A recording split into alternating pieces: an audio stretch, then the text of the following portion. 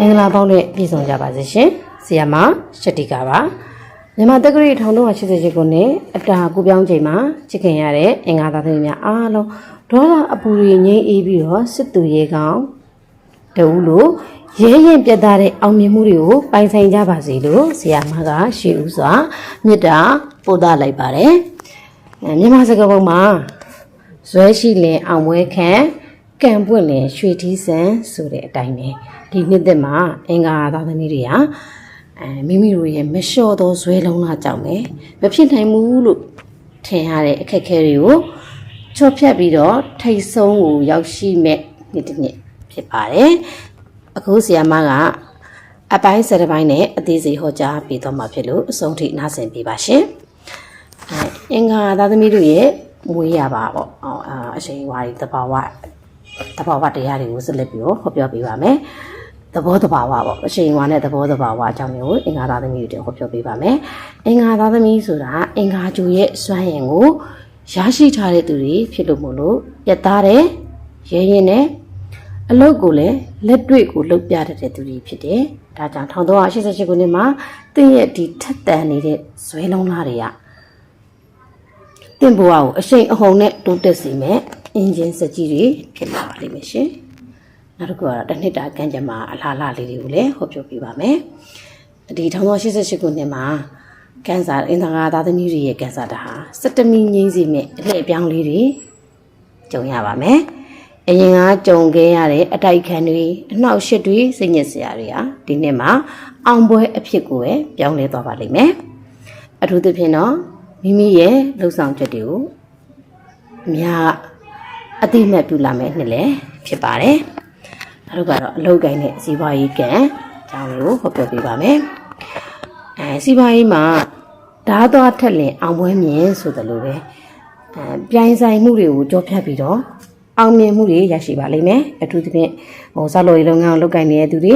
စမှုလက်မှုလုပ်ငန်းလုပ်နေတဲ့သူတွေဤပညာပိုင်းဆိုင်ရာလုပ်ငန်းတွေလုပ်ကိုင်နေတဲ့သူတွေ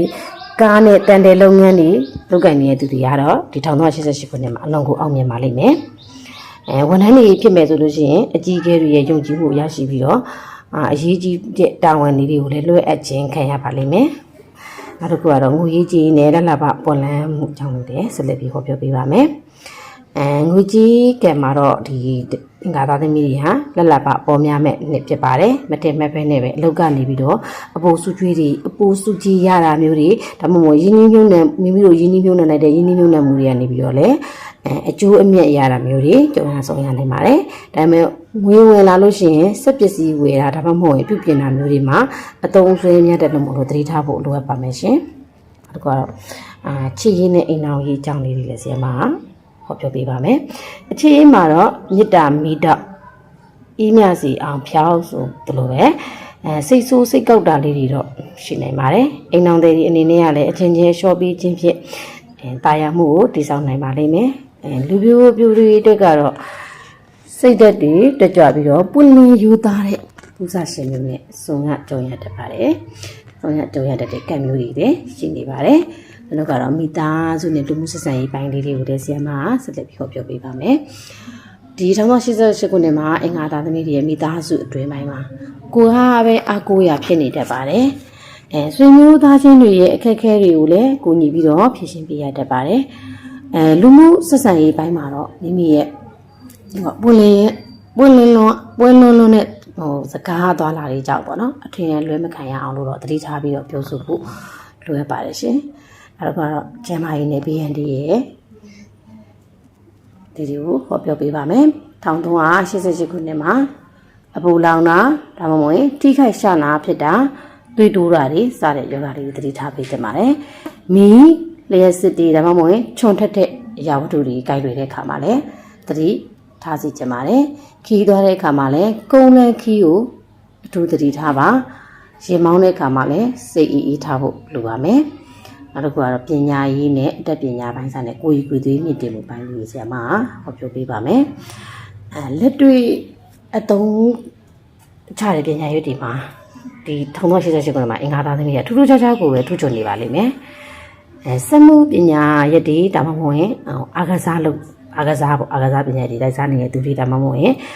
နီးပညာပိုင်းဆိုင်ရာတော့သင်တန်းတွေ အဲ့တင်တဲ့တက်ချင်ရတယ်ဒီအဲ့ဒီတင်တဲ့ရရှိတဲ့အကျိုးမြတ်တွေရတယ်တင်းတို့ရဲ့စွမ်းဆောင်ရည်တွေကိုပို့ပြီးတော့မြင့်တင်ပေးပါလိမ့်မယ်ကိုယ့်ရဲ့အရေးချင်းကိုလည်းအများကြီးမှာထုတ်ဖော်ပြသနိုင်မယ်အချိန်ကားလည်းရောက်နေပါတယ်အဲ့ဒါကတော့နောက်ခီးသွားကန်နဲ့နေရာပြောင်းရွှေ့ရမယ်ကန်ချောင်းလေးတွေကိုဆက်လက်ပြီးဟောပြောပေးပါမယ်ဒီနေ့မှာအလုပ်ကိစ္စနဲ့ရေးတကြီးသွားရမယ့်ခရီးတွေဒါမှမဟုတ်ရင်စွန်စားကန်ဆန်တဲ့ခရီးတွေပေါ့အဲ့လိုခရီးတွေပေါ်ပေါက်တတ်ပါတယ်နေအိမ်ပြန်ရတာဒါမှမဟုတ်ရင်လုပ်ငန်းခွင်နေရာချက်ထွင်တာမျိုးတွေလည်းလုပ်ဖြစ်ပါလိမ့်မယ်မြောက်အရက်ကိုသွားရမယ့်ခရီးတွေကပို့ပြီးတော့အကျိုးထူးရစီပါလိမ့်မယ်1388ခုနှစ်အတွက်ဆောင်းရန်ရှောင်းရန်အကြောင်းလေးတွေကိုလည်းဟောပြောပေးပါမယ်1388ခုနှစ်အတွက်အင်္ဂါလာသမီးတွေစာရမှာတော့အင်္ဂါနေ့တိုင်းမှာဖះမှာရက်လှူပါရက်တစ်စီလှူပါတစ်စီဟုတ်ပါဘူးဂျိုးသက်ပေါ့ရှစ်ရက်ရှိရက်လှူပါအဲ့ဒါကတန်ရှင်ကြီးလောက်ပါလူကြီးသူမတွေကိုကြော့ပြီးတော့ဆူတောင်းပါရှောင်းရန်အနေနဲ့ကတော့ဒေါသရှိထားပြီးစကားပြောတာမျိုးတွေအဲ့ဒါကအဆုံးဖြတ်ချက်ချတာမျိုးအတူကိုပဲဒီနေ့မှရှောင်ရှားလိုက်ပါအလင်းစလိုလှုပ်ဆောင်ခြင်းကအမှားရင်းတွေဖြစ်စေနိုင်လို့သတိထားပေးဖို့လိုအပ်ပါမယ်ရှင်နောက်ဆုံးပေါ့နောက်ဆုံးအနေနဲ့ကတော့17မိနစ်ပြီးတော့ကံမြင့်စီမဲ့ရေရာလေးတွေကိုဆင်မဟောပြောပေးပါမယ်1388ခုနှစ်တစ်နှစ်တာလုံးအတွက်ဘေးရန်ကွင်းကားပြီးတော့လက်လာပါတွေပွင့်လန်းနေစီဖို့ဆိုလို့ရှိရင်မိမိရဲ့မွေးနေ့အင်္ဂါနေ့တိုင်းမှာပေါ့မိမိရဲ့မွေးနေ့ဖြစ်တဲ့ဇော်စိမ့်ပန်းရှင်ညိုမြတ်စွာဘုရားပူဇော်လူတန်းမှာ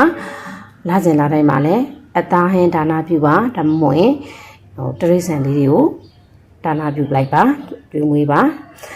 ကဘုရားเจ้าငှက်နေမှာခေါင်းလောင်းကို3ချိန်ဒါမှမဟုတ်ရင်6ချိန်တိခတ်ပြီးတော့မိမိရဲ့ကိုယ်ရဲ့အောင်မြင်မှုတွေကိုအမျှဝေခြင်းဖြင့်တင်တို့ရဲ့ဘဝတွေပုံမှုပြီးတော့တောက်ပါစေပါလိမ့်မယ်ရှင်နောက်ဆုံးအနေနဲ့ပြောရလို့ရှိရင်တော့1388ခုနှစ်ဟာဒီ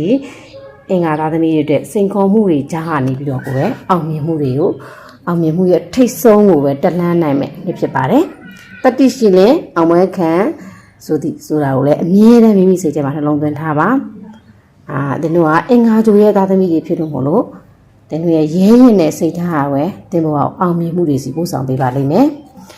နှစ်သက်မှာလည်းစိတ်တည်လူတည်တည်နဲ့ရင်ဝင်ကိုလန့်တက်လိုက်ပါဆရာမရှက်တီကတင်တို့အားလုံးအတွက်အမြဲတမ်းဆုတောင်းမေတ္တာပို့သနေမှာဖြစ်တယ်လို့အကျဉ်းသားရပြီးတော့အောင်မြင်မှုတွေပြည့်စုံတဲ့1388ခုနှစ်လေးဖြစ်ပါစေလို့လည်း